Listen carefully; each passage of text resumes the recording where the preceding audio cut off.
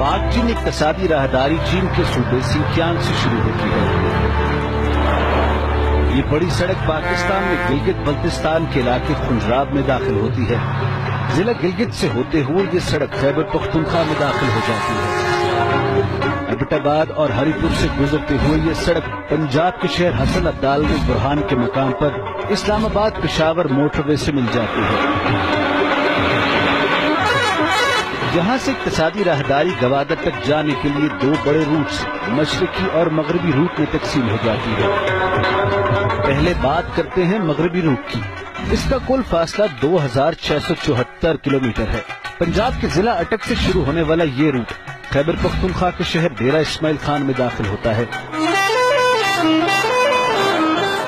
اس کے بعد یہ پاٹا سے گزرتا ہوا بلوچستان میں داخل ہو جاتا ہے۔ بلوچستان کے شہر یوب قلعہ سیف اللہ سے گزرتا ہوا کوئٹہ میں داخل ہو جاتا ہے۔ کوئٹہ کے بعد یہ راستہ سوراب اور پنجگور کو کراس کرتا ہوا اپنی منزل گوادر پر اختتام پذیر ہوتا ہے۔ یوں گوادر پورٹ سڑک کے راستے چین سے کنیکٹ ہوتی ہے۔ مشرقی روٹ کی بات کی جائے تو اس کا کل فاصلہ 2781 کلومیٹر ہے۔ یہ روٹ موجودہ M2 یعنی لاہور اسلام آباد موٹر وے سے شروع ہوتا ہے۔ اس میں M3 یعنی فیصل آباد موٹر وے اور M5 یعنی 1152 کلومیٹر پر مشتمل لاہور کراچی موٹر وے بھی اسی روٹ کا حصہ ہے۔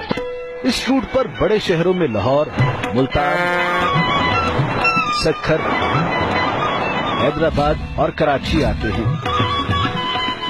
پاکستان کی کراچی اور گوادر پورٹ کو ملانے کے لیے 653 کلومیٹر طویل مکران کوسٹل ہائی وے پہلے ہی موجود ہے۔ سی پیک کا یہ منصوبہ تکمیل کے بعد خطے میں ترقی کی نئی راہیں